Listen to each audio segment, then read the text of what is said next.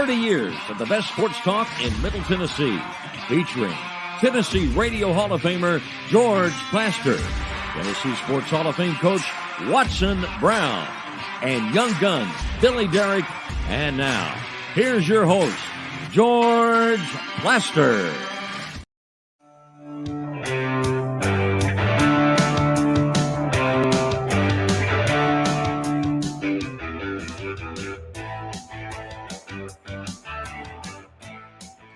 Hello again, everybody. Welcome in.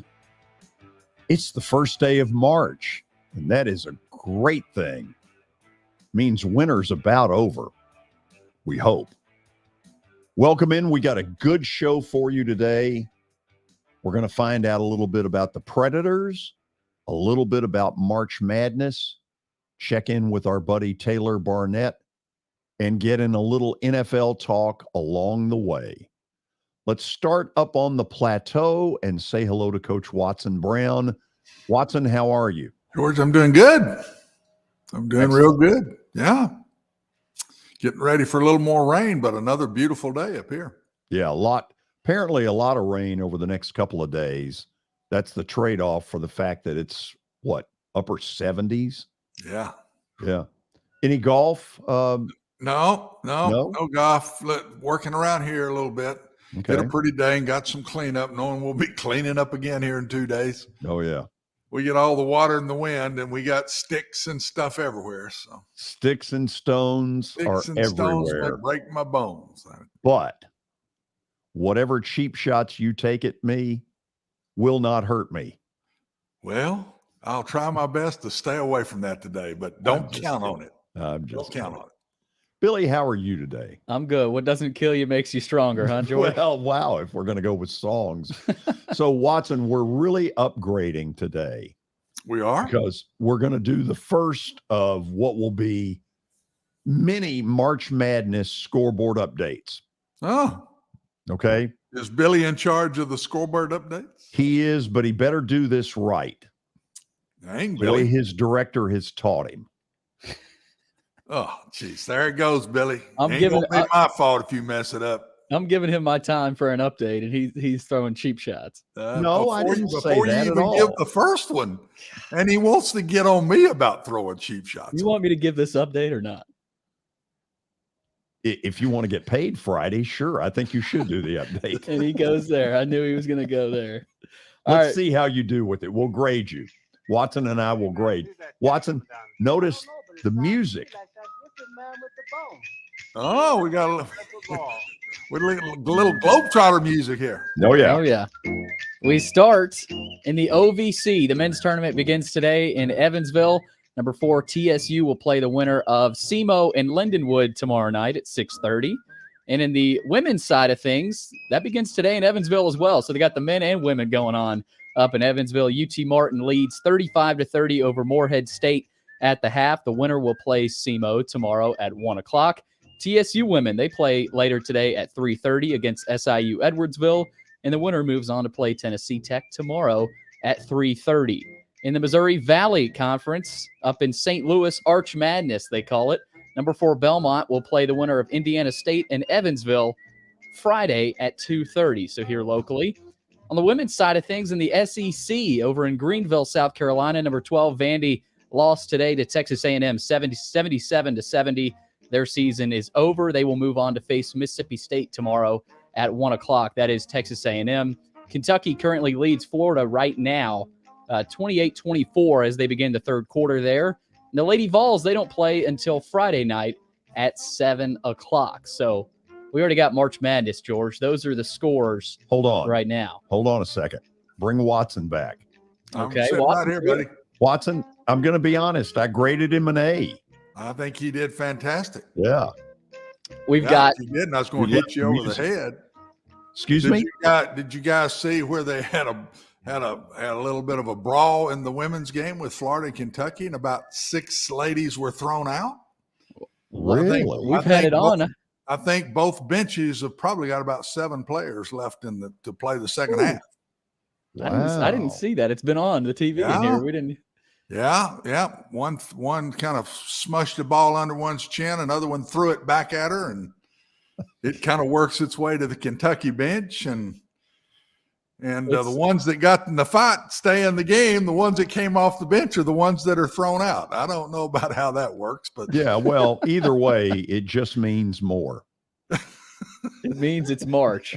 We have entered the month of March. Watson, when I do that, it just means more. It just means more, yeah. What else means more, Billy? Well, Tennessee last night. It meant a lot to that team after after Zakai Zeigler went down. They take down Arkansas at home 75-57, but Ziegler's likely out for the season. It does not look good. I hate that. And it was awful seeing that. Apparently he was crying and told his teammates, I'm sorry, walking back to the locker room. So Zeigler likely done for the year. We haven't had official word, but you got two to 3 weeks left, including the postseason. So that's where that's at. Vandy is in Lexington tonight at Rupp Arena, 6:00 tip off there. Kentucky has won 14 straight against Vandy. And Watson, I asked George this before we went on. When's the last time Vandy won at Rupp? I think I was 3. You were a little bit older. It was 07. 07? Okay. Yeah. I went to the game. I might have been around 3 years old. I was at that game. It's the only time I ever walked out of Rupp. I was 0 for 8 in some form or fashion as an announcer.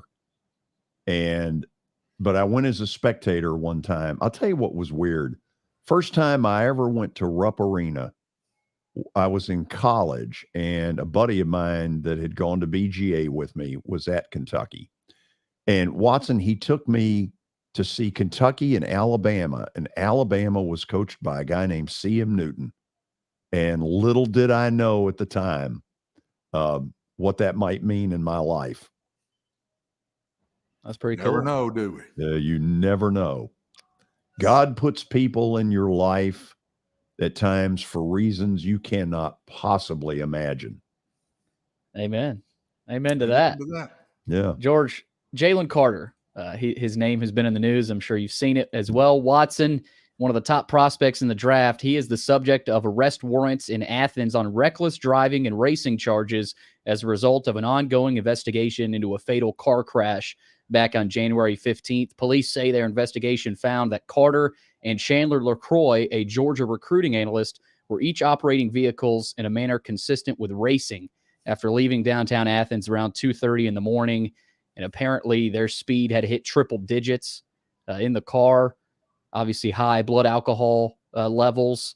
So Jalen Carter, he was supposed to speak to the media today at the Combine, but he's off to Athens. He's going to answer to these charges. But, man, you don't want to hear that. Watson, what does this do to his draft status? I don't know. I really don't know. There's deaths involved in this. And it's a little bit like what we've just been dealing with at Alabama. When that all went down, you wondered if there wasn't more to the story.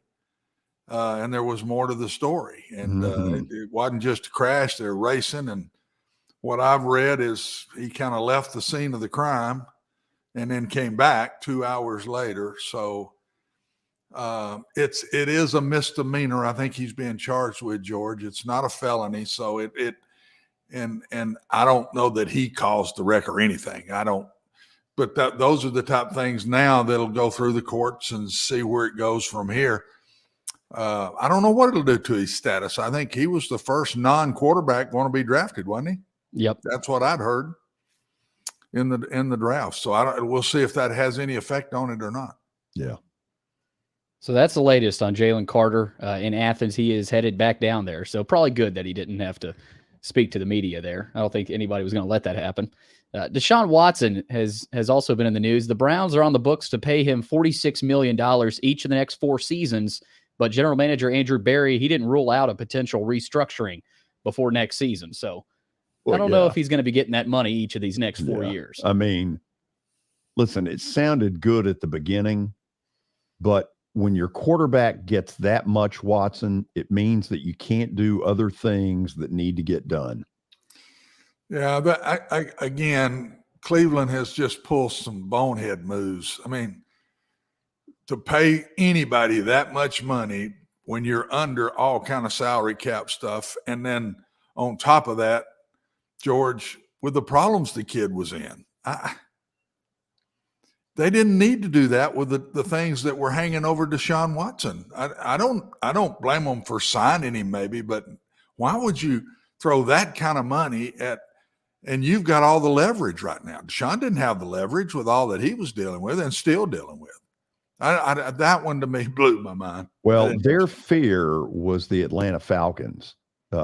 Deshaun Watson had worked as a ball boy there.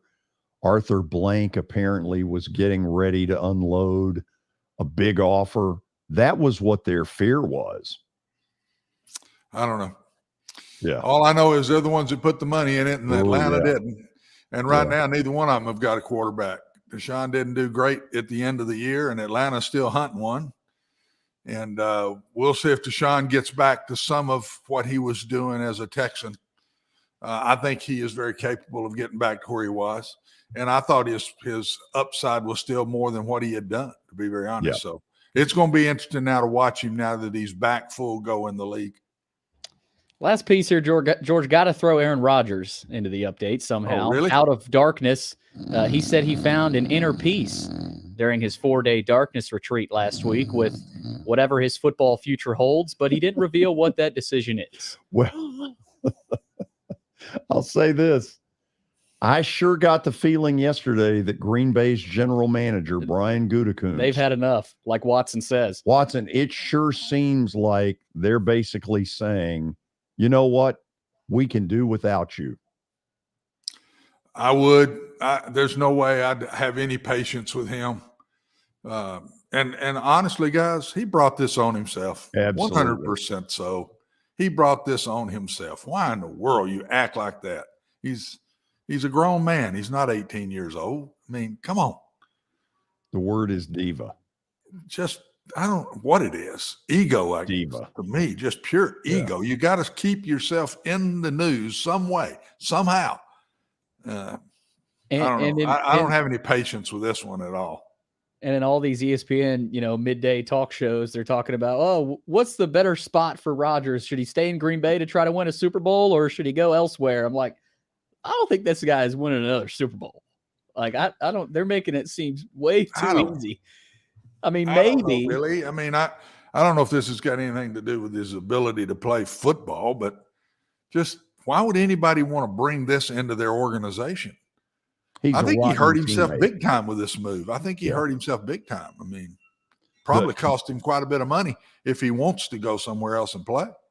When all of this started several years ago, he had a pretty decent percentage of the public on his side. Yeah, he did. Because the truth of it is Green Bay had not put the wide receiver talent around him that they should have. And he was screaming and yelling about that. And I think some of it was justified. But this year, after basically they gave him all this money and he starts down this whole dark tank for 96 hours, people were just like, enough. And by the way, I'm watching the fight. They're showing a little bit of it in the Kentucky. Ooh, that got ugly. Well, yeah, somebody just asked about somebody's mama. Watson, it's amazing. It always gets back to mama. How's your mama? Fine. I'm going to throw a punch. I'm letting you handle this one. You can take this one wherever you want to go with it. I'm staying out of this. I'm telling you that mama always comes up in it. How's your mama? I'm your mama. Well, I don't think it's that formal to begin. Oh, man. It wasn't pretty. It really wasn't. That's it for the update, George. That's all? That's it. Wow. Okay. We'll make it work. Got a good show for you today, in all seriousness. Mark McGee is out in Arizona, but we'll explain what he's doing out there when he joins us. And we'll get into the Predators, because now it doesn't really seem like the wins and the losses matter all that much. Now it's about, what have they stockpiled, and is this enough to really start the rebuild when the new general manager, Barry Trotz, steps in? We'll talk with Mark about that and more when we come back. Stay tuned This is the George Plaster Show.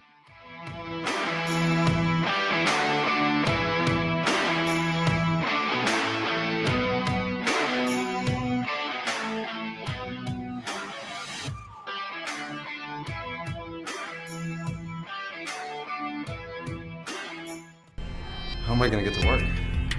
My car's totaled. Skylar, our team is making a call right now. We'll get you a rental car. Don't worry.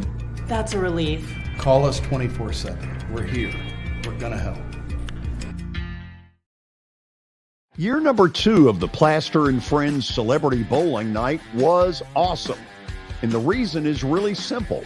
I chose Strike and Spare, and they were amazing. They have great food, great bowling, and a staff that is truly ready to go the extra mile to help you. They have 5 family fun centers in the area to choose from, and for more info, go to strikeandspare.com or call them at 615-824-5685.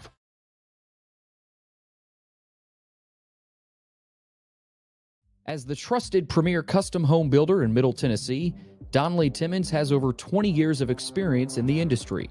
Whether you're looking to build your dream home or renovate your current home, their team will ensure that every client and every remodel is unique, luxurious, and completed on time within budget. Founders Dustin Timmons and Joey Donnelly have over 25 years of construction experience in the Nashville area.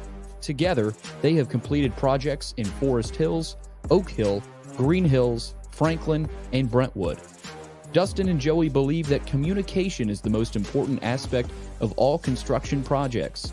Therefore, they personally manage each project themselves and are involved in job site activities on a daily basis. Their commitment to quality and integrity has earned them an outstanding reputation among their clients. Contact them to set an appointment for a free consultation or to view some of their completed projects. Give them a call at 615-456-7983 or log on to DonnellyTimmons.com.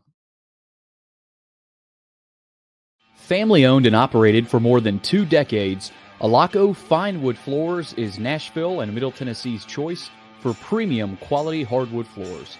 Since 1995, Jimmy Alaco and his army of employees have embodied the approach of taking pride in one's craft and providing superior customer service, growing from a one-man shop to a team of 23 professionals who share the founder's passion for quality craftsmanship and customer satisfaction.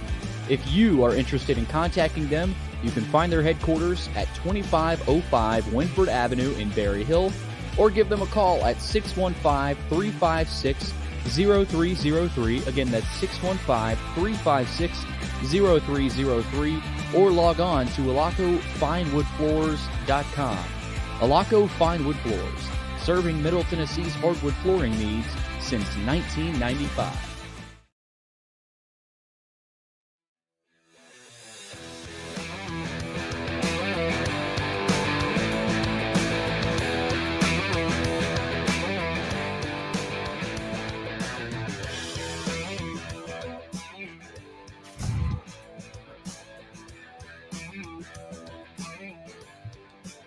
We're back, and we're about to talk some Predator hockey. Our buddy Mark McGee is out in Arizona. We're going to find out what he's doing out there, and we're going to bring him up.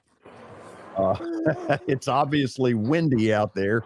Gee, what are you doing in Arizona? I am here for some baseball symposium. I'm speaking out later this week, but this afternoon I'm watching the Milwaukee Brewers play the Los Angeles Angels here in Tempe at Diablo Stadium. So very nice. Okay. Players. Billy, do we need him to back away just a little bit? Yeah, just a little bit. Okay. There you go. That was, no, go back a little. Okay, better? That's better. There you go. That's perfect. Okay. Okay, by my count, okay, Billy, let's show the graphic of all of the haul that they have taken in the trade thing. Okay, they've traded Nino Niederreiter, try to spell that one, Tanner Jeannot, Matthias Ekholm.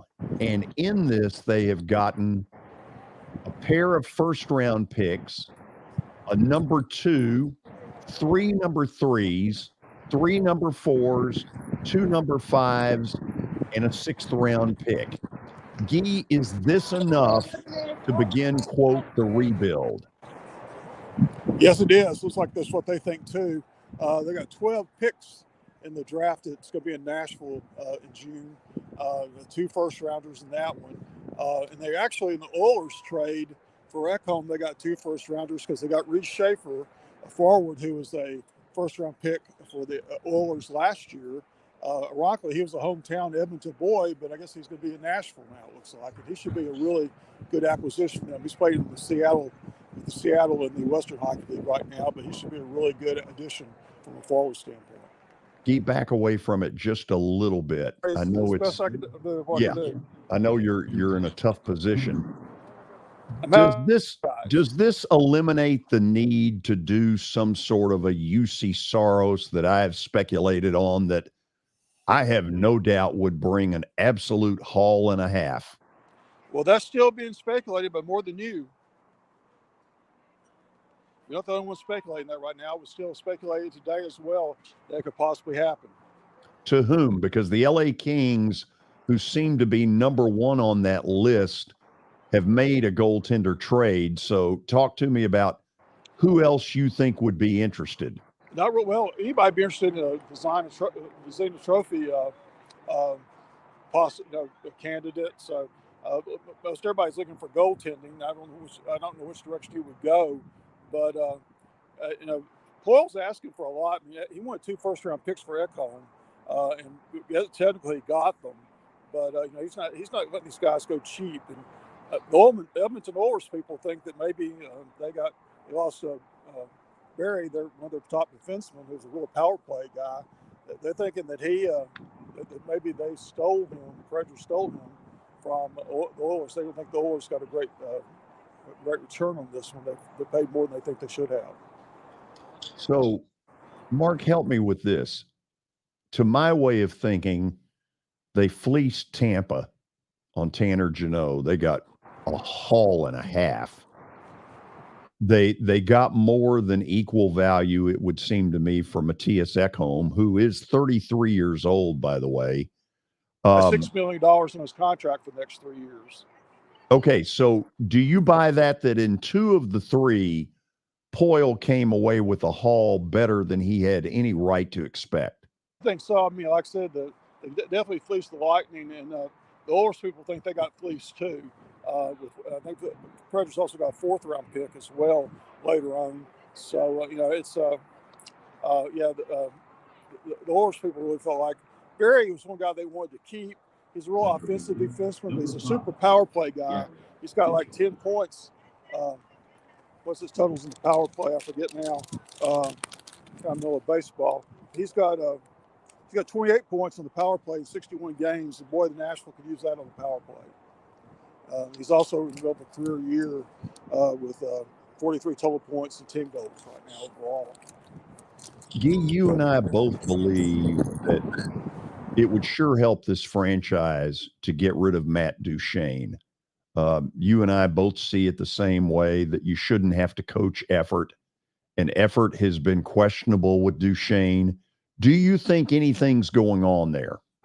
Well, his name is not being mentioned anywhere. I just think that $8 million contract is a real problem.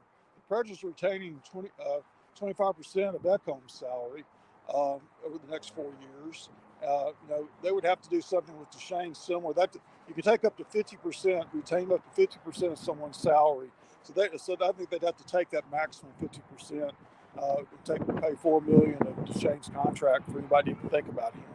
But right now, I don't hear his name mentioned anywhere. Of course, anything can happen, but I don't see that happening right now. Maybe in the offseason, but not right now, no. My guess is Watson will come at this maybe from a little different angle, but let me try this one, and then I'll turn it to him.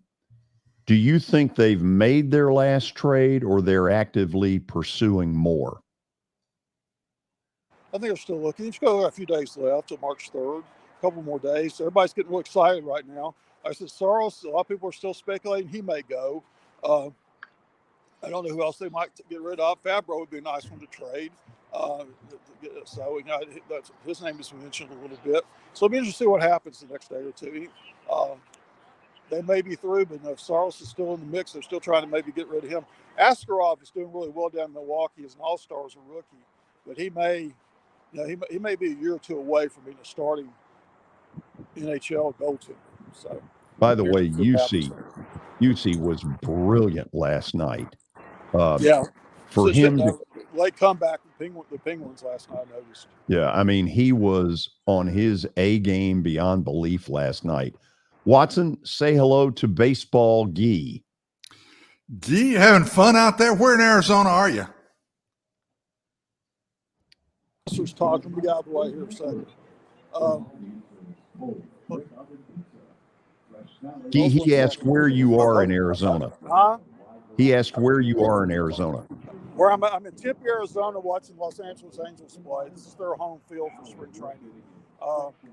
The symposium I'm speaking at is in Tempe, so that's where I am right now. Yeah. Good. They're having a really long between innings announcement right now, so I'm sorry about that. Don't worry about it.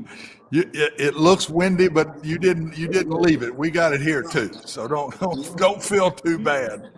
I'm sorry, I can't hear you, Watson. George, he can't hear me, so no, I don't know what.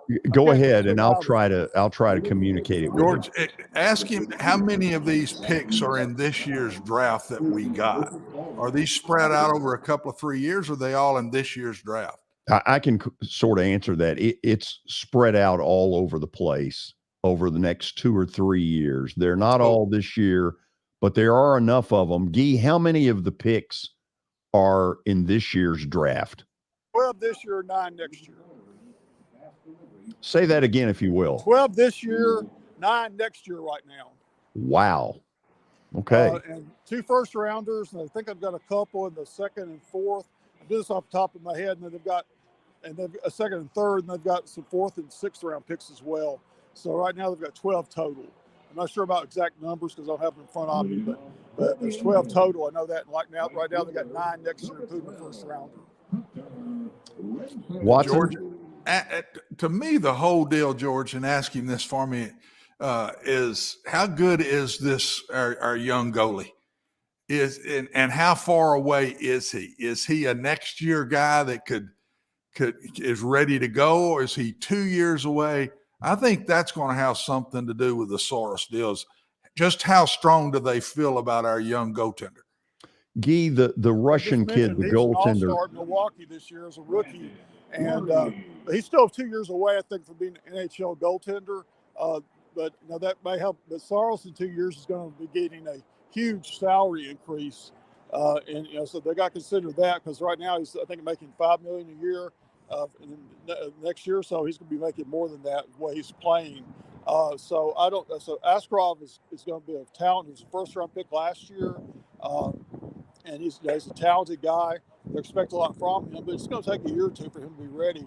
And right now, if they're in a rebuilding situation, they could be patient. They're stellar. They're going to make the playoffs this year.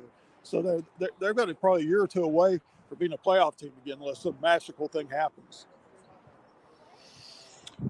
George, the last thing, because I can hardly hear him too, tell you the truth. Yeah. But the last thing that I got is I just think, and ask Guy this, what David Poyle has done here to me is just admirable.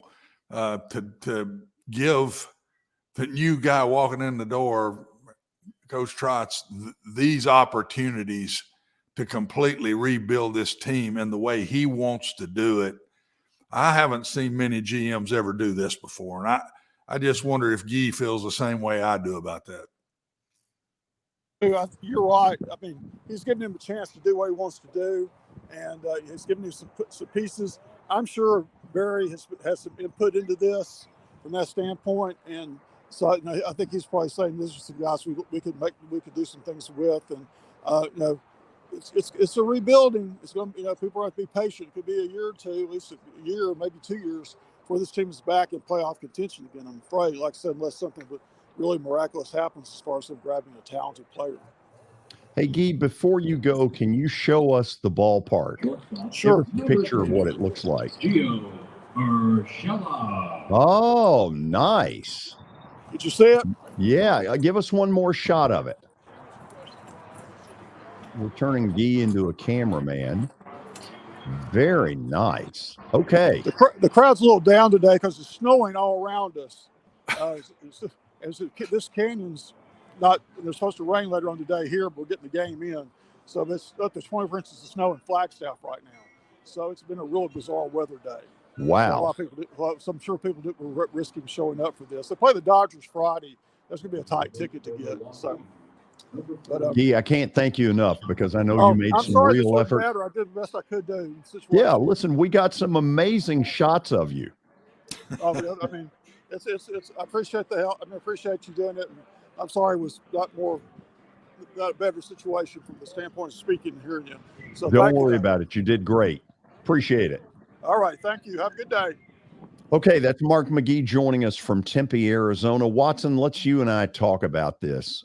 I do think it's easier at the trade deadline to fleece contenders who feel like they're a piece or two away.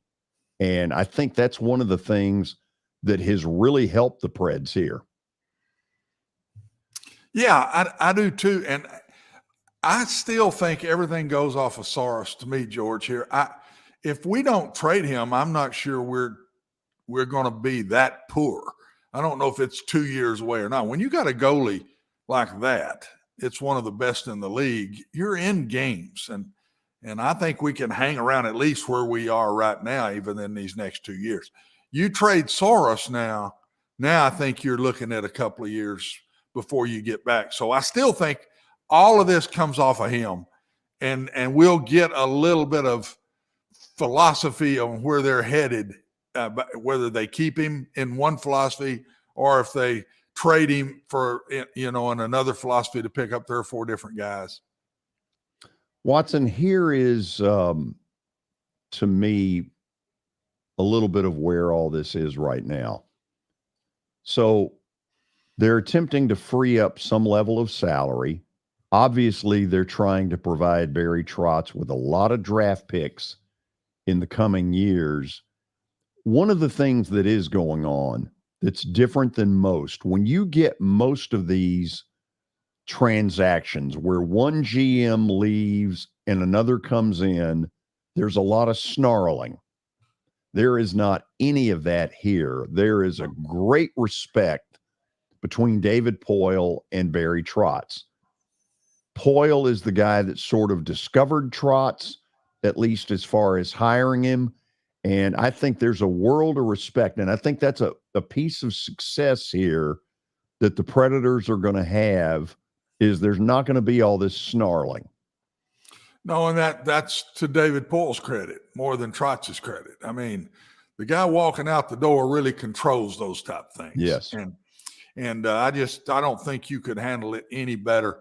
And you do not see that many times, George, where the boss fires a guy, he comes back to work where he was fired, and that Barry is good about this to handle getting fired and keeping that relationship. So I look at this as 2 class men that I think got a great chance to save the Preds program just because of their classness and the way they handle these things. I'm encouraged because I think for the first time in a couple of years, and I'm talking about those of us who are season ticket holders, we've wanted some direction. Where is this going? And, Poile described it, what was it, murky mush? Middle mush is the way I think I remember it. Middle mush, which is 2 great adjectives, man, I'm telling you. And this has really bothered the season ticket holders who are there every night. And Mark has called it hockey purgatory, basically. Yes, where yes, he has. Good point. And Watson, I think for the first time, a friend of mine who was there last night, I wasn't able to make it, but a friend of mine who was there described the crowd as optimistic. And I think giving direction, I think this is really going to behoove the Predators. I agree 100%. And I would have felt that way if I was I have been a season ticket holder, but not like you guys. And I would feel the same way. At least there's some decisions being made and there's a direction here. And I think the people totally respected when David Poyle said, I feel like we're in this middle mush right now. And I think that's what they feel. And for him to see that, feel that, we've got to make a move. We've got to change some things and get going here. And again, it all goes back to David Poyle and his class way of handling everything. A good sign of it was the standing ovation when Poyle and Trotty, they were up in the suite. Yeah. Everybody stood up and gave him a standing O. You knew that was going to happen. Fantastic. So now the question to me is, are they listening to offers for UC? Because he is a world-class goaltender. Right now, those who may be scouting him, teams that are looking at him, are seeing his A game. I'm told last night he was out of this world. Grade A goaltender. There are 4 or 5 teams out there that I believe are willing to get in a bidding war for him. And I'm really curious. I guess there's a part of me that would love to be in there to say, let's hear what they're offering. And Watson, I hope they're listening. Yeah, there's nothing wrong with that. If I'm the Preds, that's what I do. I just see what's out there and put it out there and see what you get, and then make your own decisions. But I'm going to predict, George, that we play much better down the stretch. When you have a change of venue, and not venue, but a change of the boss, if you want to call it, not the coach, but the GM, and everybody respects Barry, I think these players are going to be playing to hang around.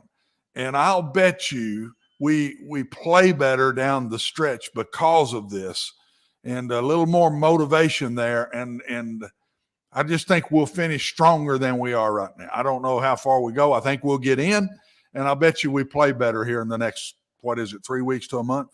When you say get in what? Get in the playoffs. I think we'll be Watson. There.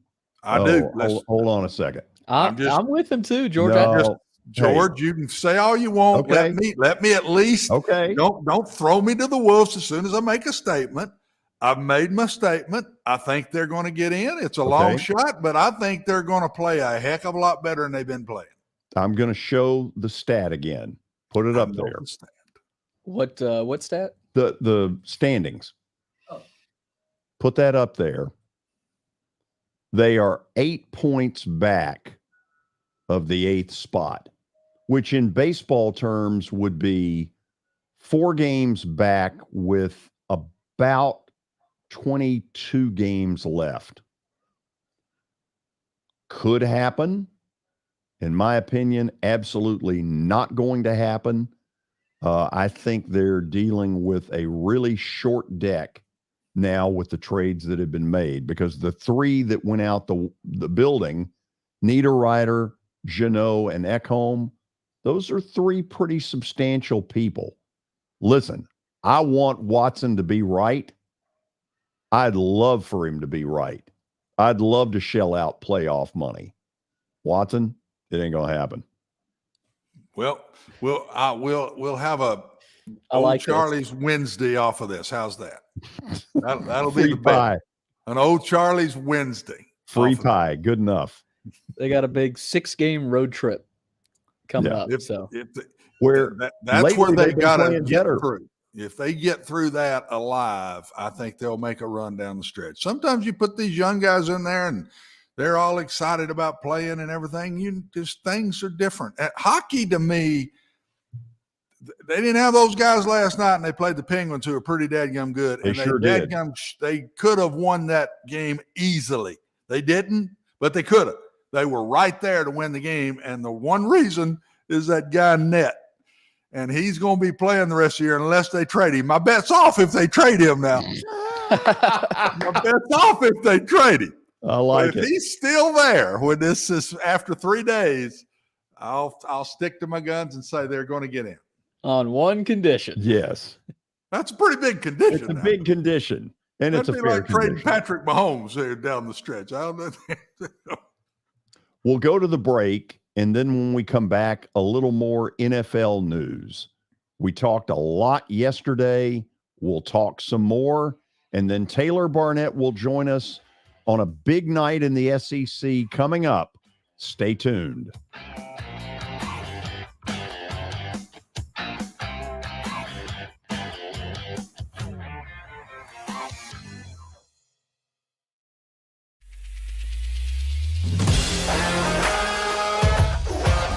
Hockey in Music City just hits different. It's one big honky-tonk party. It's the sea of gold in the crowd. The goals, the saves, the celebrations. It's an experience like no other. Don't miss a minute of the action this season. Visit NashvillePredators.com/tickets to get your seats today. That's NashvillePredators.com/tickets. And we'll see you at Bridgestone Arena. I know it's getting colder. You're not thinking about golf. However, if you're planning an event for next year, let me suggest golf through Riverside Golf Links. The course has improved dramatically. It's perfect for hosting a corporate or a charitable outing. They've got everything in place to make your event a rousing success. To get more info, call 615-847-5074 or go online to riversidegolflinks.com. We are excited to announce that the Music City Saints baseball program will host a spring golf scramble for their Baseball with Buds scholarship program. This program is in memory of a program supporter who passed away last summer. The scholarship program ensures every kid with the ability and drive for the game of baseball gets caught up due to the cost of competitive summer baseball. Tee-off is at 8 a.m. on Saturday, March the 18th at Ted Rhodes Golf Course in Nashville. The scramble will include 18 holes of golf with a cart provided and unlimited food and drink. Registration for each four-person team is $400. That includes drinks during the event. They will also be providing lunch for each team.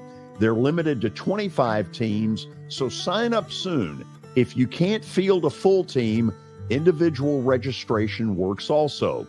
Finally, if you're unable to take part in the golf scramble on Saturday, March the 18th, but you'd like to support the Music City Saints, you can help their program with a one-time donation.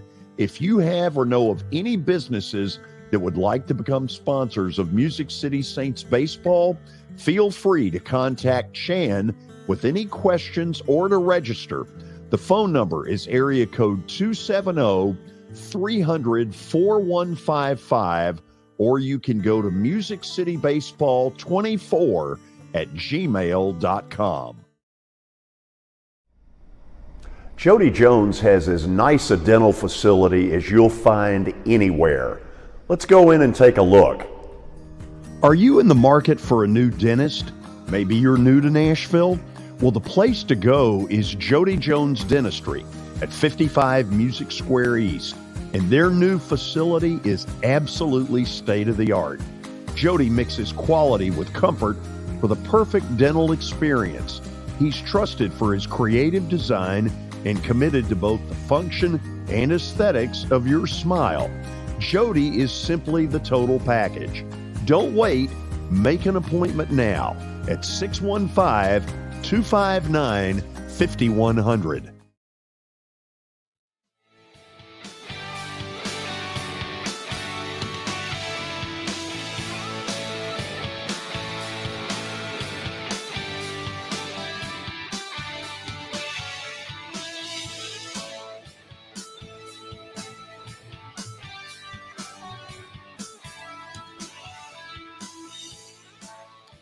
We're back. As most of you know, the NFL has converged on the city of Indianapolis for the Combine, which means a lot of stuff could or maybe not could get done while all those execs are there.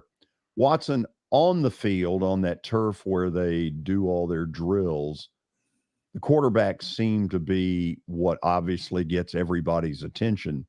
What's the most important thing these quarterbacks can show in those workouts? Consistency. To me, consistency. The ones that are throwing need to be very consistent in their throws and all the different type throws they're going to make them have, and consistent in their fundamentals, because these scouts and these especially the coaches, believe me, every quarterback coach, every offensive coordinator that's in the mix for taking one of these guys is there. They're watching them. They were watching the release of the ball. They're watching their feet. They're looking at their fundamentals because that's a big piece of being a good player.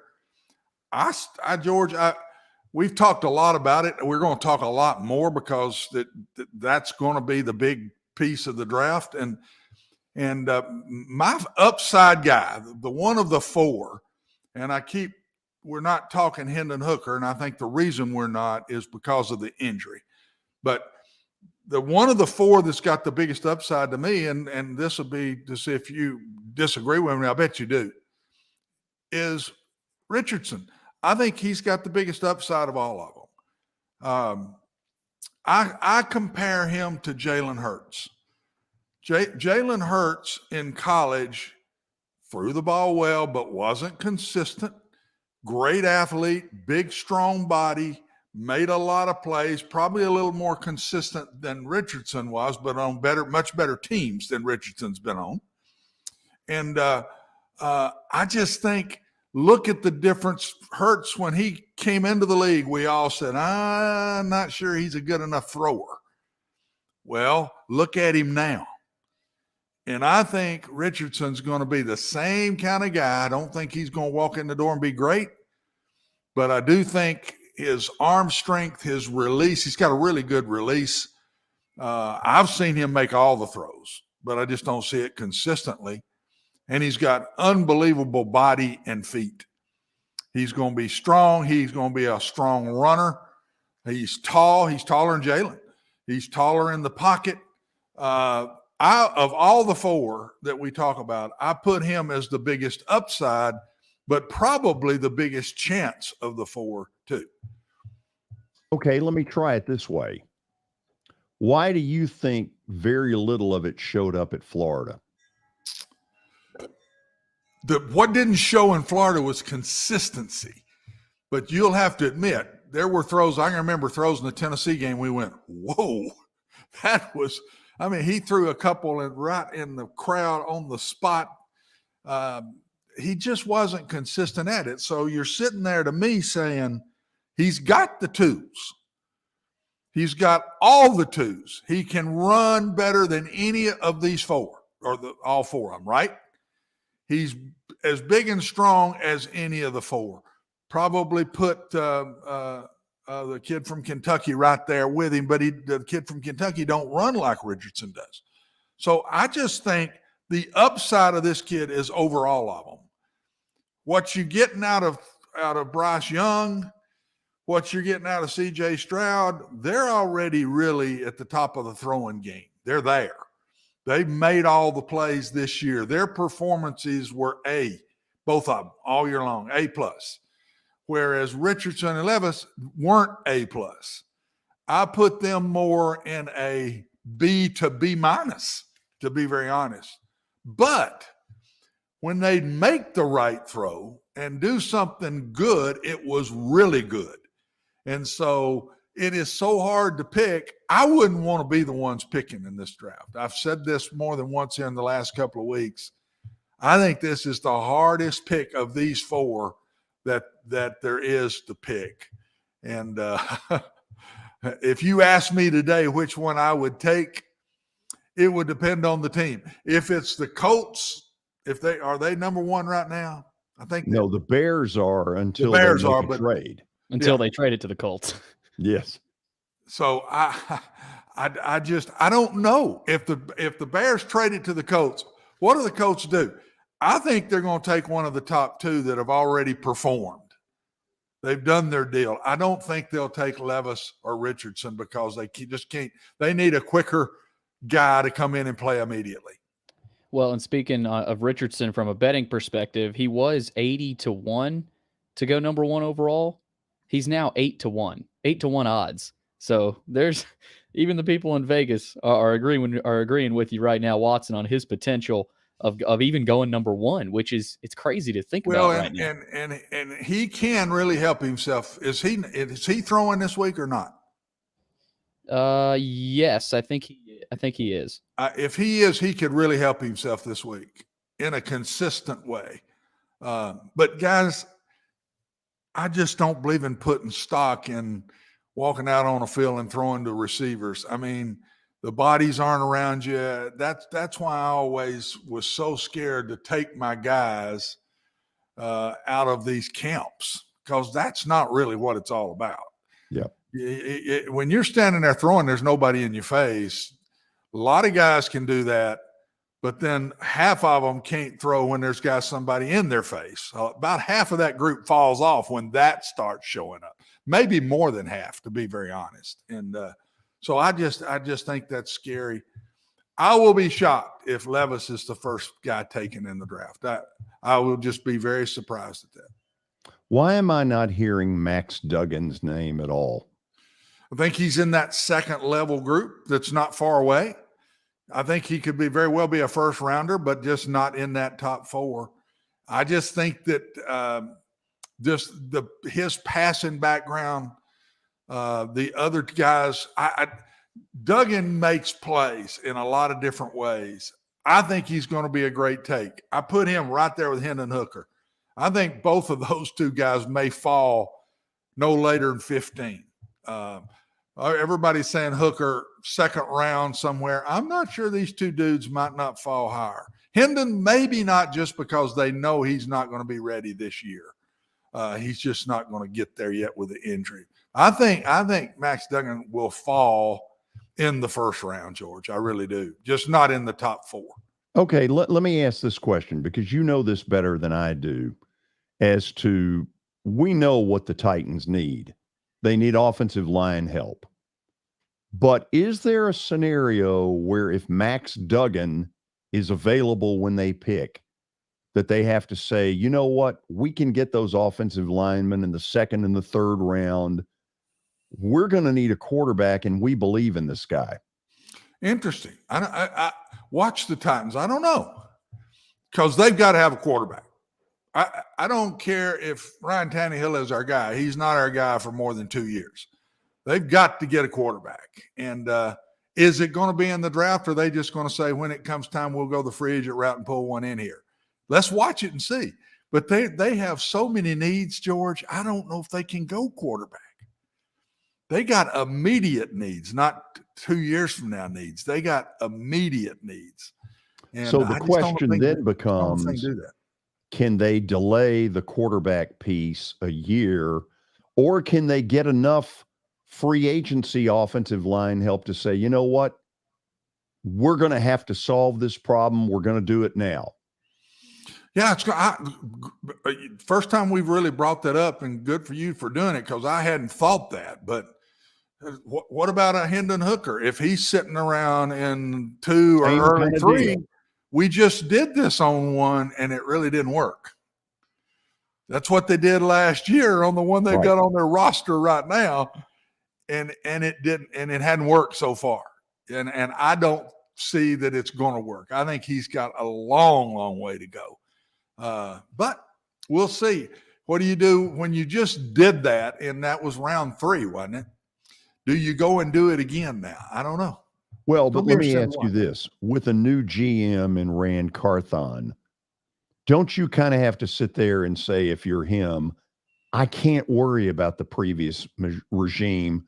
This is my watch, and I got to do my thing. Yeah, 100% so.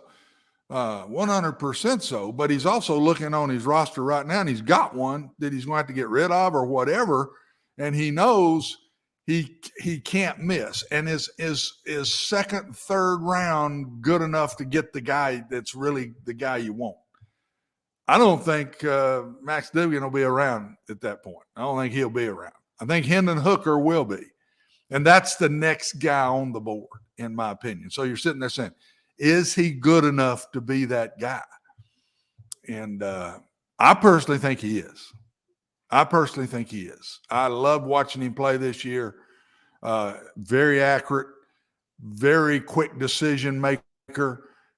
Did not force footballs at all. Very good feet. Was really good moving around in the pocket and keeping his eyes downfield, which I think is much more important than a scrambler to run in the NFL is a scrambler to throw. I think he is, but I don't know that they will. And his height would be the only thing. I think, what is he, 6'2"? Is he 6? I don't know what he measured, what he's measured at. But I believe in the kid. I think he can go in and be an NFL starter. So where do you take him? He'd be the perfect one to take to me, because he could sit a year with Ryan Tannehill and then maybe be the guy. Billy, you've got the answer on Hendon Hooker. Then check Max Duggan while you're at it. Hooker's listed at 6'4", 218. Oh, he's taller than I thought he was.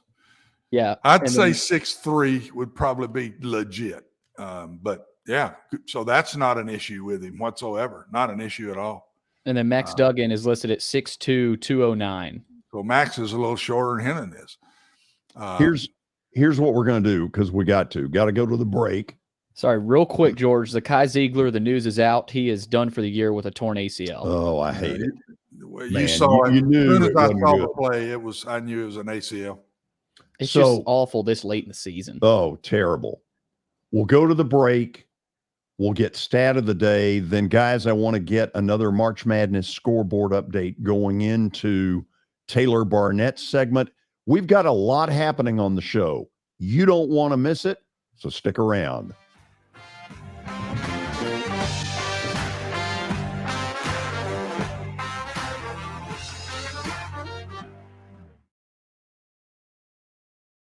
Hey, thank you for meeting with me today. The insurance company has made an offer. Already? How? They've offered you the entire policy. Thank you, Blair. You're so welcome.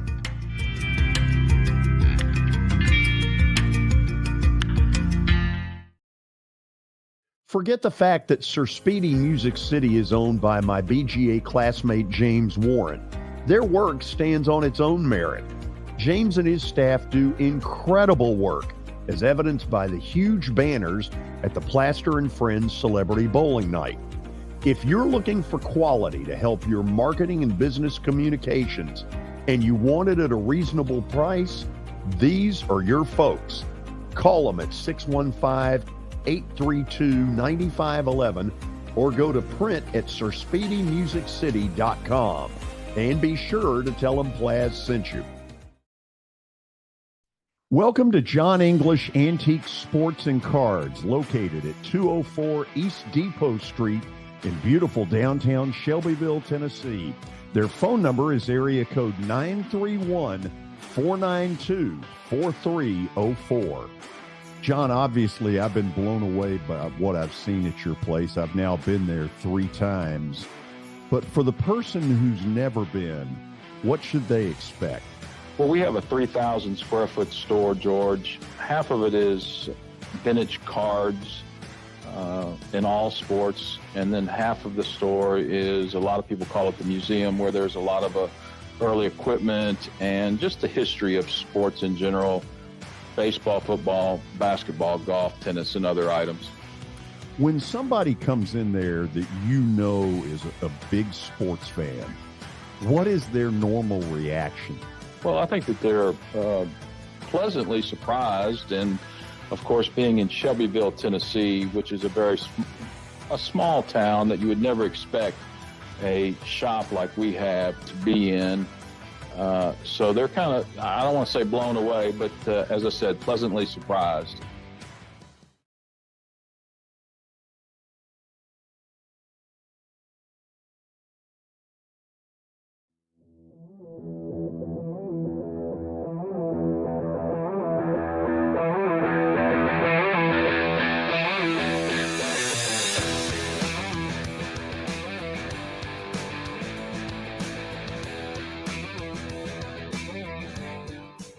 Welcome back in. Final segment of the first hour before we get to Taylor Barnette, college basketball insider.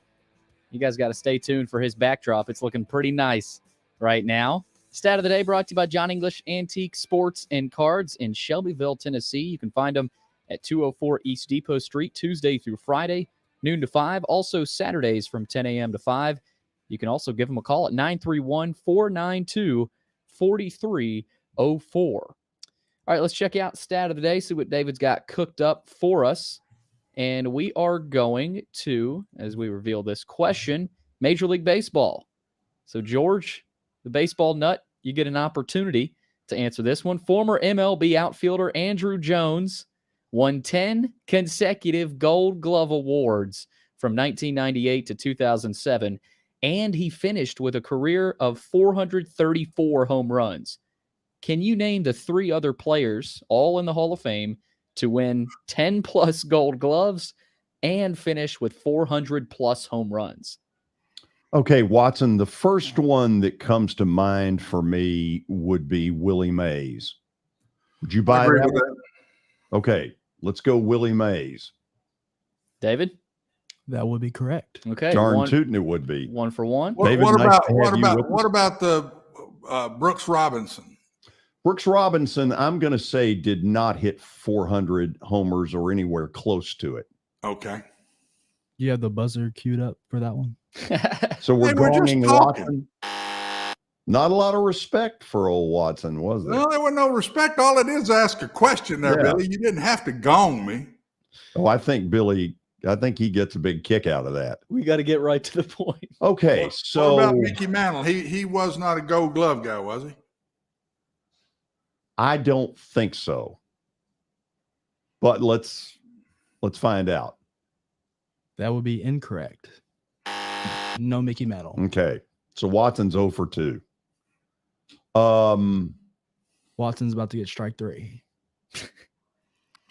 Are those good? Those are good guesses, at least, though. I don't think he hit enough homers. Roberto Clemente. That's incorrect as well. Yeah, same to you. Have a nice life over there. Okay, so we got 1. We got 1. They got 1, so you got 2 more. Any more guesses? Watson, you got anything in the on-deck circle? Do catchers win Gold Gloves? Yes. What so about Johnny Bench would be a real possibility. Oh, Johnny Bench would be my next one, but I get tired of getting gonged. I don't think he's got 434 career homers, but let's see. Okay, let's check it out. You got Willie Mays. Mike Schmidt is the other one, and then Ken Griffey Jr. Jr. was a stud. No doubt about it. Both of those were studs. Yeah. Just to have 10-plus Gold Gloves is insane. Amazing. That's unbelievable. Okay. Do you have proper March Madness scoreboard update music? Yes, I do. I want to turn my mic on first, though. Let's hear it. So it looks like you're kind of doing some things there. Yeah, if you want me on camera, I've got to be shown, the work I'm putting in here, George. Well, I like that. Let's go. Let's start in the OVC on the women's side. This is on the women's side. Yes, Morehead State and UT Martin just went final. They defeat UT Martin 70-68. Morehead State does, and then later today we've got TSU and SIU Edwardsville. Also in the SEC, George, we mentioned Vanderbilt. They lost to Texas A&M earlier. Kentucky ends up pulling away from Florida 72-57 over in Greenville. In a game marred by a fight. Yes, that we didn't even see, but Big fight. Watson gave us the shout out on that. Yeah, I now have seen it. It was ugly. People talked about each other's mamas. There's no doubt in my mind. How's your mama? That's what happened. Let's check in. Those are the scores of note. So let's check in with this backdrop that Taylor Barnette has created for himself. Now, let's back it up just a little. Oh, look at that. Wow. Yeah. How did you do that? I can't reveal my secrets, George. I'll get your Atlanta Braves in the back one day, though. Okay. So, in other words, it's not that hard. No, it's not. It's not at all. Hey, I will say, when I was tuned in for stat of the day, I was going to say Ken Griffey Jr. Boom. Good for you. You should have spoke up. I was in the back. It said I was in the back room. Now I'm in the show, so I couldn't. But. Here's a dime. Call someone who cares. He's on a roll today. Just get ready, Taylor. He's on a roll today. So, Watson, the last time we asked Taylor to give us a prediction about a Vanderbilt Kentucky game, this has been 6 weeks ago. Let's just call a spade a spade. He bombed. Yes. So we're putting you back on the spot tonight in front of a Rupp Arena crowd that will include Ross Boss. He is. He's going to the game. Him and my mom are going to the game. Well, last time I didn't say that Vanderbilt was going to win. Let's set things straight here. I said they can if things go a certain way. Yeah. Tonight is a different story. Kentucky is playing a lot better. The rotation has been shortened. Antonio Reeves is providing some scoring. Cason Wallace is kind of overtaking the point guard position. I think those other guys are starting to realize we can win not just by Oscar having 30 and 20. But that first go around, Liam Robbins did not play. He is playing tonight, which Oscar has struggled against size. That's proven against Colin Castleton at Florida the first time. That's probably a big reason why they won at Florida. The second time, Colin did not play. So I think Liam Robbins is a difference maker. I think Kentucky's a lot better, though, than when they played the first time. But I do think it has the capability of being a really good game. Is Kentucky's surge as simple as Calipari has been forced to simplify the bench and go 7-8 deep as opposed to when he was trying to go 10 or 11 deep? Yeah, I think that. I think also guys are playing better and they're playing harder. I think the effort has been there the last few games. I think that guys have stepped up. I think that confidence has played a huge role. Antonio Reeves especially, I feel like, looks like he has a ton more confidence than he did early on. He's giving guys a little bit of a looser leash, it feels like. So they're gaining some confidence and they're playing harder. So they have risen, Taylor, Kentucky has, from, stuff like, last in, first out, to at the moment, Lenardi has them as a 6 seed. Yep. So what do you believe is now the ceiling for this group when they do get in the tournament? That's such a hard question. I mean, the talent's there. It is. It's there every year. And that's the thing with Kentucky, right? Or it feels like it is. But if they continue to get better, continue to play with this type of effort, stay healthy, make shots, defend, I mean, who knows what could happen? They could make it to the Elite Eight. They could make it to the Final Four. I mean, or they could lose in the first round. I mean, that's just how college basketball is. You can win any game or lose any game.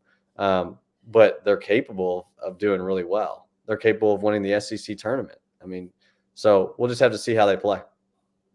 So, Billy, give Taylor, he may not know, give him the news that we have all suspected out of Knoxville. Zakai Zeigler done for the year, Taylor. Torn ACL. Yeah, that feels so bad. I hate seeing that when that happens to players.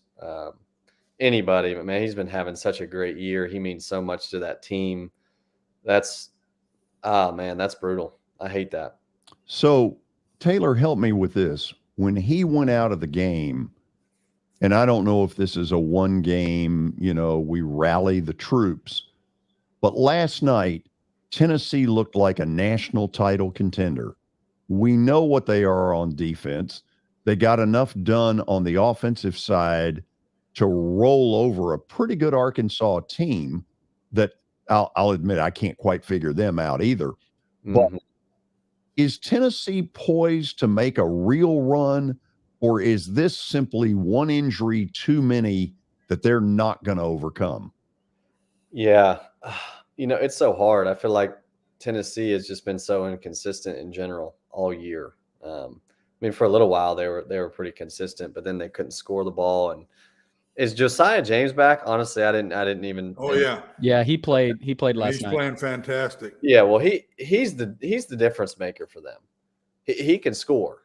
Like, he's a go-to guy. So there for a little while with him being out, I mean, that was very noticeable. And clearly the way you reacted, Watson, that he was a serious difference maker last night. Yes. He provides something that nobody else on the team does, an ability to score, a go-to guy. Zeigler being a point guard and getting in the paint, sharing the rock, pushing the pace, that hurts, losing a guy like that. So I don't know. I don't know if they can be consistent. I really don't. I wouldn't bet on them in the NCAA tournament just because it's they're going to be playing against good teams and they got to put together win after win after win after win in order to win a national championship. And I don't feel like we've seen that out of them this year. I want to try this one on you, and then I'll turn it over to Watson. Lenardi has Auburn at the moment as an 11 seed. They go to Alabama tonight. I'm not saying they can't win, but I don't think they will in Tuscaloosa. Then they host Tennessee in what feels to me like it could be a make or break for their NCAA tournament hopes. Do you see it that way with Auburn? Yeah. I mean, if they were to lose both those games, I mean, they're both good losses, right? And those usually don't affect you as much. But when you're in a situation where like them, you definitely feel like, okay, we need to win one of these two in order to secure our spot. Otherwise, you're kind of sitting there on Selection Sunday, kind of like, oh man, are we getting in or not? So it's possible that it's make or break for them. I think that obviously they want to win both games, and that would be huge for them. I think if they win one of two, they're a lock. If they don't win either one, it's maybe a little bit uncomfortable on Selection Sunday.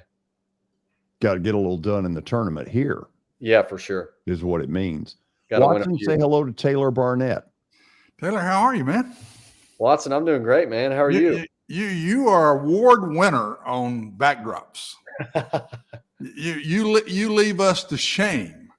He talked a good game, and the last 2 weeks you have left him standing. Left me standing too, but I didn't open my big mouth talking about how bad the backdrop was. You really didn't have a problem with my backdrop. You never said a word. I never had a problem at all. Yeah, not one bit. Well, it's my job as the leader of the show to try to make everything the very best it can be. And, he put out, a backdrop for a while, looked like he was homeless. Hey, Taylor, I'm telling you, it's been his day. So just take a deep breath and throw it back at him whenever you want. He deserves anything that you say. It's just he's been on this your mama deal all day long. And by the way, Taylor, Adele says to say hello. Yeah. Well, we're on week 3 of that same style of polo, just a different color. So he just changes colors. He does. It's pretty much in the same year, but he just changes colors. Oh yeah. And what about that junk you're wearing right now? Good Lord. Is that what you go to work wearing? No, not to my meetings, but when I'm not in a meeting, why be all dressed up, George? Right. He's just talking basketball with us. Right. Yeah, come on.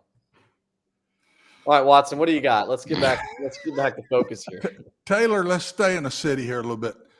What's Vanderbilt? How far has Vanderbilt got to go in wins and in the tournament to have any shot at getting in at all? Or are they done other than winning the SEC championship?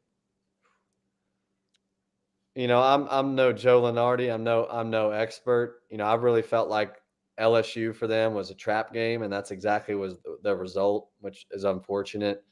The LSU is so talented. They haven't won as many games I think they should have this year, and I hate for Vandy to lose down there because it's a bad loss. And tonight's a huge game for them. That's a statement win if they win at Kentucky.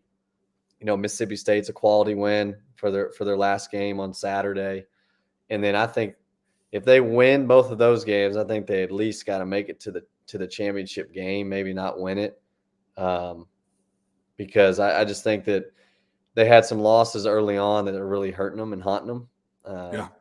And you can't have those. They look at the complete season, but I mean, they've been playing great. I think they're capable of winning tonight and on Saturday. I think they're capable of getting hot in the tournament in Nashville and having some support. So, it's not over till it's over. I think that they've got the talent. I think they're healthy and that they can do it. So you feel like if they lose tonight, they've got to get to the SEC championship to have any shot, basically. Would you agree with that? I would agree with that. Yes. Yeah. What about Belmont? Can they win this thing? And where are they right now in your minds? Where's their mindset as they get ready to go into the tournament? They've beaten Bradley. They can't seem to handle Drake. Yep. What do you feel going in? You think they got a real shot? I do. I think they have a real shot. It's looking like they'll play Indiana State. I think Indiana State will beat Evansville. They have beaten Bradley, which is great. Drake seemed to be the team that they've had the most problem with. But, I don't believe in the whole, it's hard to beat a team 3 times. I think Belmont's just good enough to beat Drake. They just got to play well. And both of the games that they've played Drake, they've hit record lows in both games from the 3-point line in Belmont history. So, and you got to give Drake a lot of credit for that, but they got to figure out a way to get cleaner looks and make shots if they get to that point. But they're absolutely talented enough. I think Ben Shepherd's the best player in the league, or one of the 3 of the best players in the league. Cade Tyson and Jacoby Gillespie. Evan Braun's had a good year. I really think that they're capable. Drew Freiberg shooting 48 or 9% from 3. They've got all the pieces. I just think it's about, are they going to go down to St. Louis and get hot? And I hope that happens. When Tennessee played last night, Taylor, I think against Arkansas, and Zeigler got hurt, I thought Vescovy ended up being the point guard. He seemed to have his hands on the ball, bringing it down the floor, which is not what he does, but that's who they put in a quick deal. Do you think that's who they'll play there, and can he handle the pressure that he's going to get as a point guard? Yeah, he's so experienced that coach probably has a ton of trust in him, and it's like, okay, well, we're just going to give the ball, and Vescovy is going to play the point for us for now until maybe we figure something out. We have some practice, we have some meetings, we can maybe talk about some rotations and lineups. But for a guy that's so experienced as him, that's the first guy you go to, because there's just such a level of trust. I don't know if he can handle it. Yeah, I don't know. I don't know how good of a ball handler he is. I know he's a savvy and smart player. A team might try to throw a press at him. Who knows?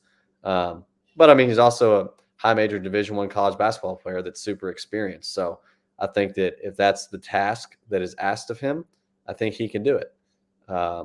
But it's going to take way more than that for Tennessee to be good. It's going to take for them to be able to score the ball. If they can get all the stops they want, that's great. But they need Josiah James to really build on his game last night and be able to be a go-to guy for them.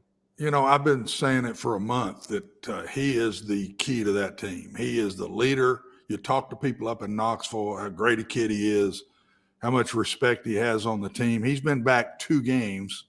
He's played fantastic in both those games. And Tennessee looks like they did a month ago, Taylor.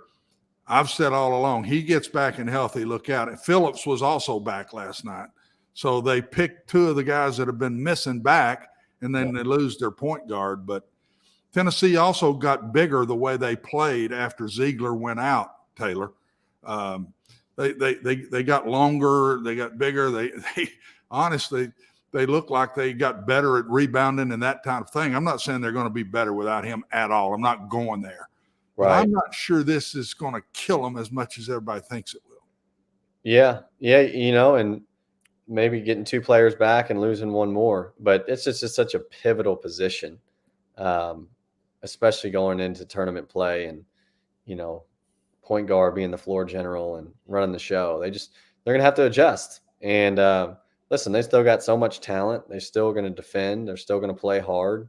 They still got Rick Barnes as their coach. Losing Zeigler really hurts, and I hate that for him and their team. But at the same time, they still got pieces to the puzzle that they can do some damage. Yeah. But I didn't get to see much of that game, or any of that game, I should say, last night. I was watching Lenny Acuff and the Lipscomb Bisons actually win at Stetson in the first round of the Big win. So happy for them. That was a great win. Let's talk about that for a second, Taylor. They get Kennesaw State tomorrow night down there. Kennesaw State is located about 10 miles north of the Braves Stadium. It's mile marker 271, and I have always thought that is a program that somebody would unlock their potential. Sleeping giant. Yeah, because, you can take the AAU leftovers in Atlanta and form something. Taylor, what has gone on down there, and what is Lipscomb facing? Yeah, well, it's exactly what you've described, George, is that he is Coach Abdur Rahim has done an amazing job of building a program. He's gotten guys to buy in and stay. I mean, their first year, I think they won 1 game, second year, 7 games, third year, like 13 or 14. And this year, I mean, they're up 21 or 22 wins or 23. And just a progression. It shows what can happen when you know guys are bought in, they believe, and they kind of stick with the process. Now they've got some older guys, and apparently I haven't been down there. I played there once when I was at Belmont, and it was dead. But apparently that place is rocking. They got an amazing band. People are showing out, and it's kind of an electric venue right now because how good they are. You know, and obviously they're the 1 seed. You know, they beat Liberty last week to you know, obviously they share the conference championship because they have the same record, but for the tournament they got the 1 seed because they had beaten Liberty. But yeah, I mean, Lipscomb's got their hands full. Kennesaw State's really good, but Lipscomb's playing well. They're making shots. They're playing together.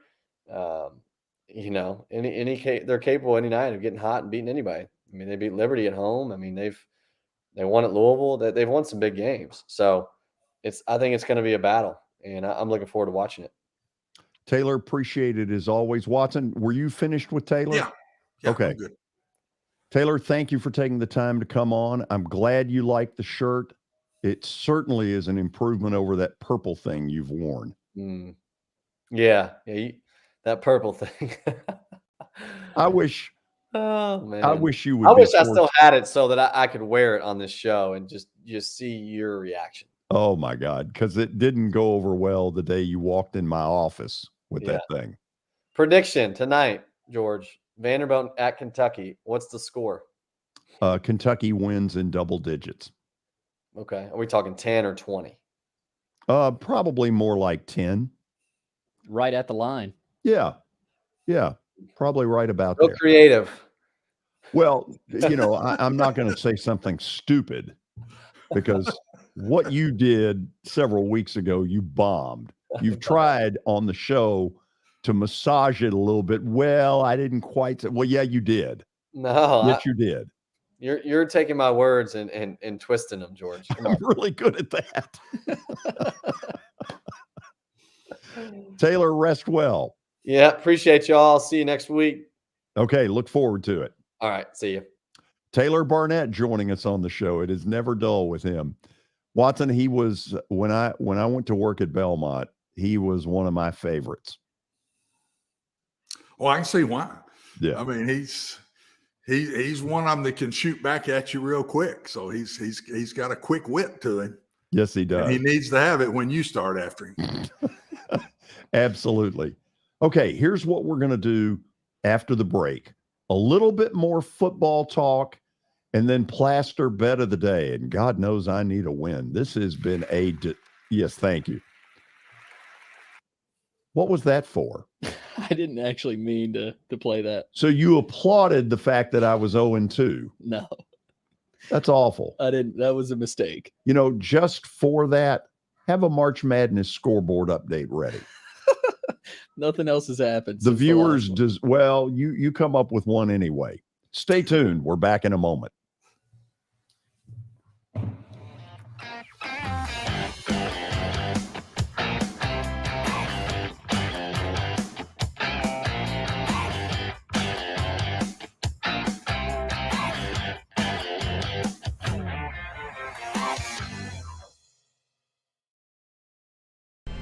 How am I going to get to work?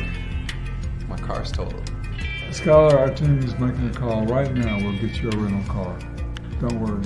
That's a relief. Call us 24/7. We're here. We're going to help. Year number 2 of the Plaster and Friends Celebrity Bowling Night was awesome. And the reason is really simple.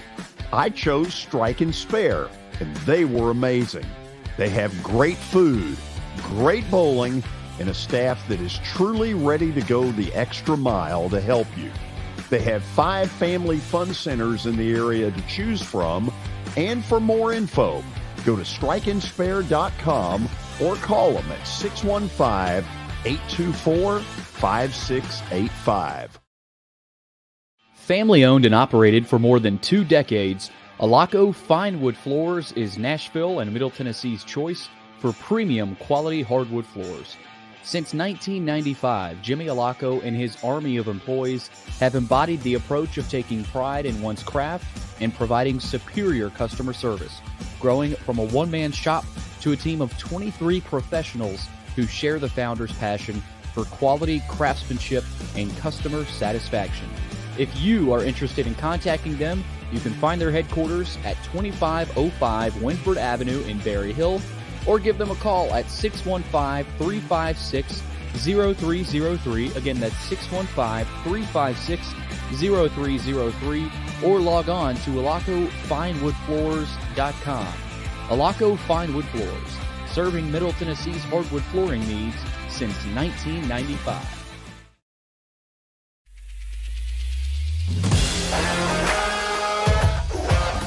Hockey in Music City just hits different. It's one big honky-tonk party. It's the sea of gold in the crowd. The goals, the saves, the celebrations. It's an experience like no other. Don't miss a minute of the action this season. Visit NashvillePredators.com/tickets to get your seats today. That's NashvillePredators.com/tickets. And we'll see you at Bridgestone Arena.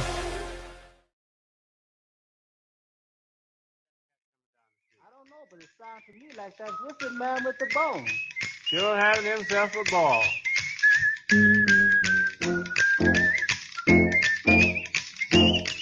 So that must mean a March Madness scoreboard update. Here is Billy Derrick. Yes, it does, George. We've got action in the OVC women's tournament up in Evansville. Morehead State and UT Martin went final 70-68, and the hometown team TSU tips off. Now, wait a minute. Who won the Morehead State game? Morehead State. Thank you. 70-68. Okay. So shout out to Morehead State. They get their 12th win of the season. TSU and SIU Edwardsville go at it here in just a couple minutes up in Evansville. And the winner of that, David, will move on, if I'm not mistaken, and play Tennessee Tech. Yeah, tomorrow. Tomorrow, correct. So that's the update in the OVC. Meanwhile, in the SEC, I mentioned the final there. Kentucky defeats Florida 72-57. Earlier today, Texas A&M beats Vanderbilt 77-70. Who are the two games tonight? SEC. Do we know? SEC women's tonight. Well, those are the only two games today. Only two today. Okay. Yep. So they'll go back to it on Thursday. They'll get back to it tomorrow with 4 games, and then the Lady Vols on Friday. Okay, push the Lenardi where everybody is right now out there, because he's got 8 in the SEC, and I think 2 of them are really sitting right on the bubble. Mississippi State and Auburn.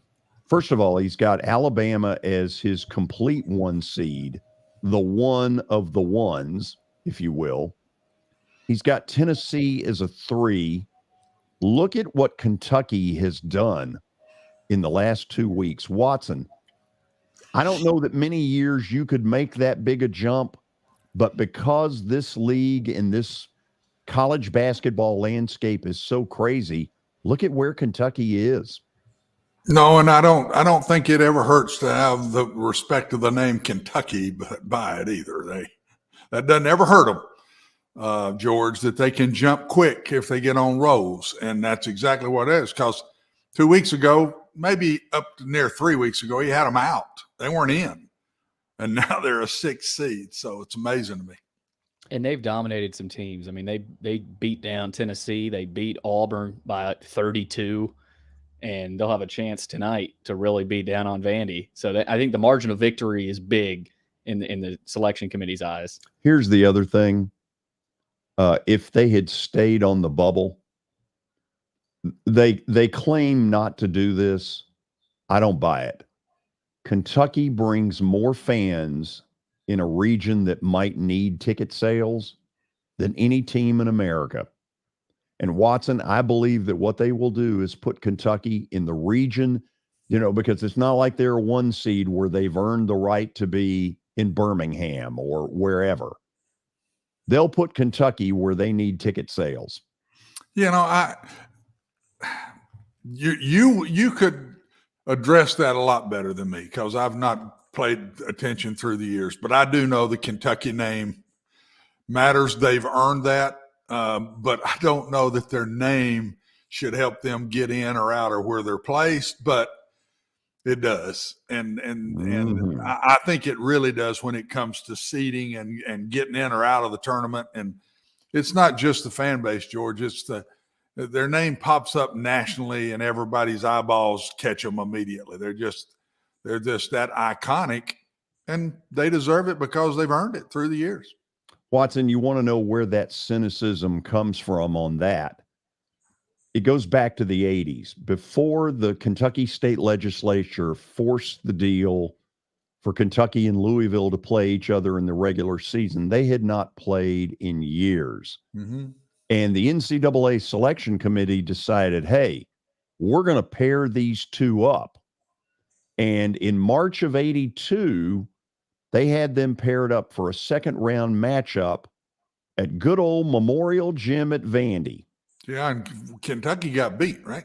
Or was it MTSU? Yeah, MTSU beat Kentucky. Yeah. I was a year out of college. I was going to scalp tickets, and those tickets suddenly weren't worth anything. So the next year, the NCAA selection committee, lo and behold, said, screw this second round. They put Kentucky versus Louisville at Stokely Athletic Center in Knoxville. Coincidence? Mm-mm. So that's where you get it from. And that's legit. That's fair to say that. I can't argue that one. Yeah. So the SEC's got 3 teams at an 8 seed. Let's go back to that here if we can.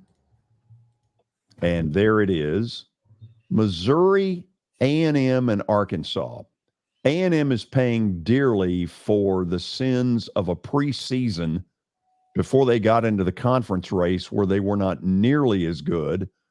Watson, that's an 8 seed that could do something. There's another one sitting there in Arkansas. I can't figure them out, but they are big-time talented. And if something ever clicks again, I wouldn't want to play them. I thought there were more athletes on that floor the other night when Alabama and Arkansas were playing, George, than I'd seen all year long. I mean, there were some great athletes on the floor. And that's why I said earlier, maybe a couple of weeks ago, I said this is the year of all years that I can remember where I truly believe 8-9 seed winner could beat a 1, and it wouldn't be that big of an upset when it happened. Okay, let me try this on all of you. Auburn and Mississippi State are 11 seeds, which means they are sitting right on being stuck in Dayton. That's what happens when you get a Power 5 as low as 11. Can you say, get your plane ticket to Dayton? Billy, do you believe one of those 2 teams ends up in Dayton? I think because of the SEC and how deep it has been this year, it's been a little down. My gut says no. I think they get in fairly comfortably. Mississippi State is the one I would say watch out because they've got a tricky game against Vandy this Saturday, actually. And then I think Auburn has done enough to where enough people will lose around them, and they should be fine. But that Tennessee game is big. I think they probably need to win that, and I think they will because they're really good at home. So my gut says no. But if I had to say, Mississippi State would probably be the team that I would say would be in Dayton. Watson, what about you? I think any 11 seed could go, and I think they like the Power 5s there. They want more eyeballs watching those games, George, and it started out as 16s and all that, and now they do that for a reason, and you daggum right. If both of those end up 11 seeds, they might both be there. I'm telling you. Yeah. They're trying to figure out ways to get more eyeballs on those early games. Oh, you're right. That's what they're trying to do. You're exactly right. David, you got a strong opinion over there? Yeah, I'd say Mississippi State is more likely to end up in Dayton. Joe Lenardi, on his recent Bracketology, has one of them as one of the last 4 in. So Mississippi State being in the last 4 in, really a possibility for them to go to Dayton. Okay. I'm not sure they're going to get in, though, guys. I think they lose in Memorial Gym Saturday. Yeah, the Vandy hasn't lost in Memorial. I think they lose that game, and then they're going to have to make a run in the tournament if they lose. How many games, Watson, do you think does Mississippi State have to win in the tournament to make it in the NCAA? If they lose that game, I'm going to say they got to get 2, maybe to the semifinals. Yeah. I think they got to go on a run. I think that game could hurt them really bad. I don't know who they got tonight, or have they already played? They played South Carolina in sort of and kind of a mush ball game. I did see part of that, and they didn't play very well. They what won was the it game. Called? Middle mush?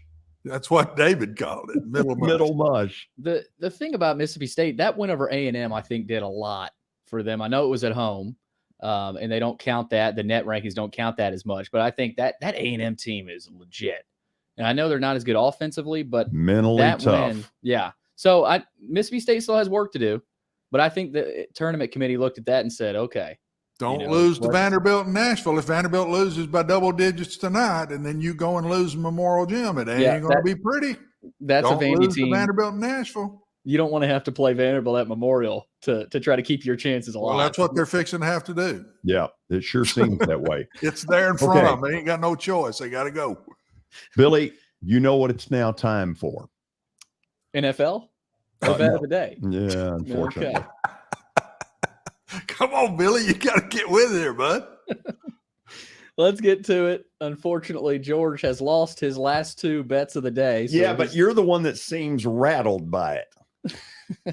we need a win, George. It'll raise everybody's spirits. Oh yeah, I know Watson will go yippee. Bart Durham might back out here. No. I know They're proud of me. They're the easy, Billy. Easy, Billy. They're the lawyers that you can trust. Give them a call at 615-242-9000 or log on to bartdurham.com. Moving my mic a little bit there, George. Let's see what happened last night. And George, I was pretty confident in your bet last night, but it didn't work out. No, it didn't. Are you telling me what that bet was? Yes, Indiana. They got crushed, hosed at home by Iowa. God, they got beat by over 20. I kept looking for a run, and there was none. No.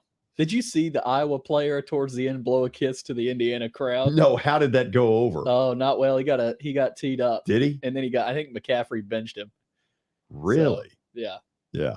Little salt in the wound there for Indiana. Kissing the crowd's not good sportsmanship. No. Okay. So we're going to go with a game tonight where these two teams don't particularly like each other. We're headed toward the Metroplex area. TCU, like every other team in that state, hates Texas. The little brother. TCU's good enough to win this, and they're going to. Boom. You got that? Hold on a minute. Mark it down, Watson. Hold on a second. I feel like he's saying, yeah, whatever. I'm saying that's 50-50 to me at best. Well, right sure there. It is. That's why I don't feel bad about it, but I'm not sure that's the one I would have picked. Let's just go there. There weren't a lot of great ones tonight. Billy and Watson will get a kick out of this. I went ahead and highlighted it in red for you for tomorrow. Take Vandy and the points. That's the one I would have took. Vandy and the points. I don't know. Vandy will beat the spread tonight. Okay, we'll see. Okay.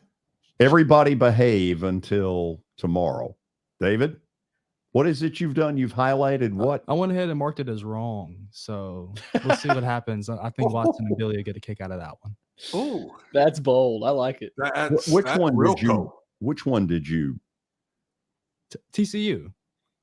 So you're saying you've already determined that I'm going to lose? Yeah, and I'll have to go back in and change it if you somehow look up and he's win. Saving himself some work. Watson. Hey, he has no future. So somebody needs to get him in a corner and have a talk with him. We're out of here. We'll see you tomorrow with what might be an unbelievable show. I'm waiting for one little confirmation to make it unbelievable. I don't know if I've ever heard that one before. See you tomorrow. Might be an unbelievable show.